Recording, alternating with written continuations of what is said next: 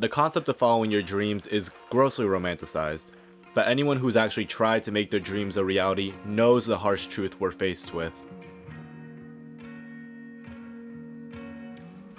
This is way harder than I thought. My god. Hello.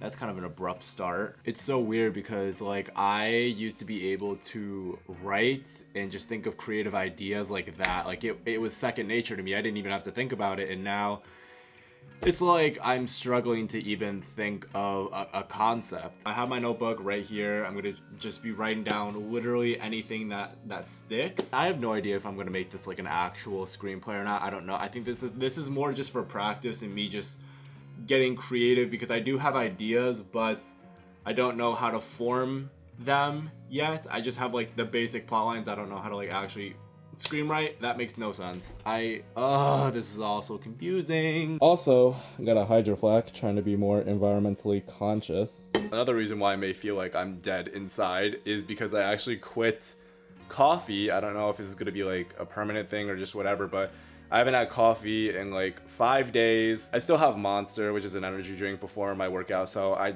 haven't gotten rid of all caffeine, but coffee for me is like, it's separate from caffeine. It's like an essential, and I don't know, it's a good feeling. Like I'm not jittery, I'm not like off the walls, but it's like in moments like these, it's like I need a quick hit, which is probably why I need to continue getting off of coffee. That's a topic for another day, but yeah, let's get outlining. After I was done complaining, I just started to write.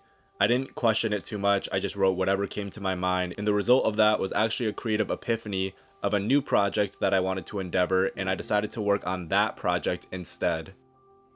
So, fuck that screenplay, or at least the one I was writing. I don't know why, the mindset that I'm in, like, I don't know, the mindset that I'm in, it reminds me of one of these ideas that I did have originally. So I think I'm just gonna go with that, because I'm just getting like all these like ideas all of a sudden. I don't know why, but literally in the span of like 30 minutes, I went from being dead, no foggy, to like having all of these things just coming in my brain. Camera starts with full close up, and then slowly zooms out during voice over. Alright, I'm gonna give this character a name. We're just gonna call him Myron. I don't know where that name came from, but you know, came from somewhere in my brain. I continued to write some more, but my creative juices weren't flowing like they usually do. I needed time to regroup, to reset.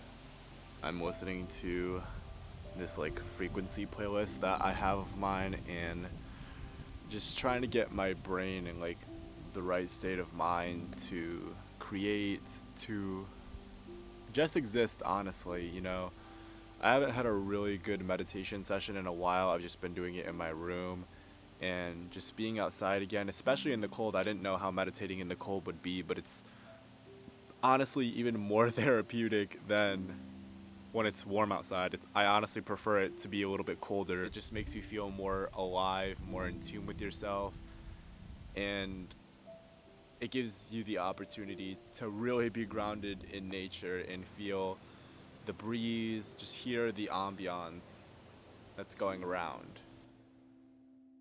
Alright, so, change of plans. My grandpa, when he passed away, gave us his 63 Chevy convertible. My family went to get it remodeled, but it's been about 2 years, you know, because of COVID and all of that. So it's finally ready. It is finally ready. I cannot wait.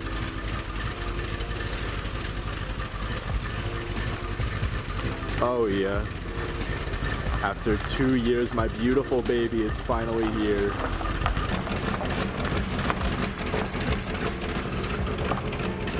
That looks so sick.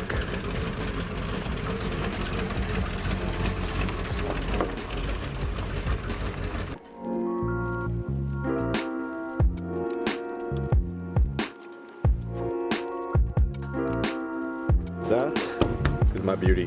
After I was done admiring my car, I sat down and binge watched some Squid Games. So I already watched Squid Games. I actually binge watched it all last week, but I'm rewatching it again because there's certain elements to this show that I really respect and admire.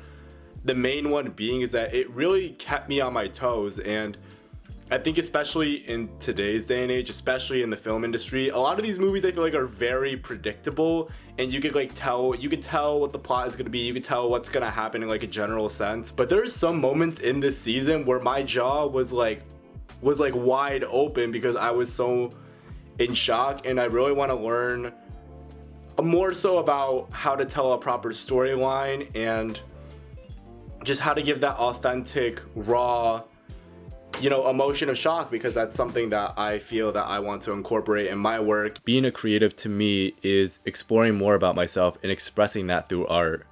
This is where shadow work comes in. I sat down with the prompt and began exploring my inner subconscious. I had this prompt for a while and I've been putting it off, but I finally decided to sit with myself and finish it, and I actually came to a really important revelation.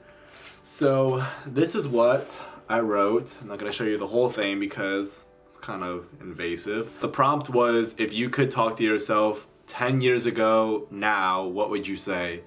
And obviously I wrote down a lot of things in depth, but the main conversation that I wanted to have with my younger self is to keep your innocence and keep that childlike state. So 10 years ago, which is ironically the timeline of this prompt, which is, I think, a sign within itself, but 10 years ago, I was auditioning for my middle school's musical. I think it was Pirates of Penzance. I remember that. And this was my first ever audition at the middle school. And I ended up bringing a pirate costume to the audition. And when I got up to perform and, do my audition, sing, all that jazz, nobody else was wearing a pirate costume, obviously, because it's an audition. It's not like the actual production, but I was the only one that did it, and I immediately got a supporting role. And I hadn't even done the productions in the past. I didn't even really know the director. I just put myself out there. I did the most, and I feel like today we're so worried about doing the most, being too loud, too extra. Who fucking cares? And I feel like that really made an imprint on how I should live my life.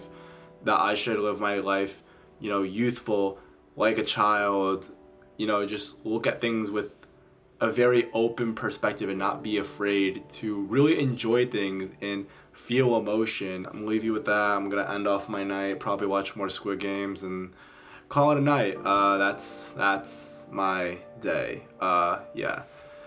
Goodbye.